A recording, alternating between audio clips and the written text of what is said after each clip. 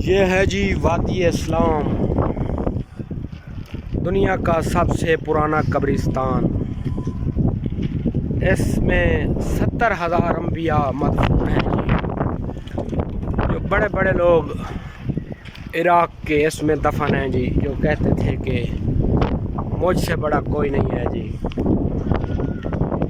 तो ये देखें जी, यहाँ दुनिया के वो जो है ना खान दफन हैं, जो अपनी ज़िंदगी में कहते थे कि हमसे बड़ा कोई नहीं है जी।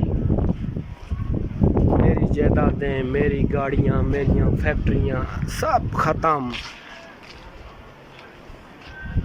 ये है जी वादी सलाम, दुनिया का सबसे पुराना और सबसे बड़ा कब्रिस्तान। आप कम अज़ कम 1 महीना भी यहाँ घूमते रहे ना तो ये कब्रिस्तान नहीं ख़त्म होगा।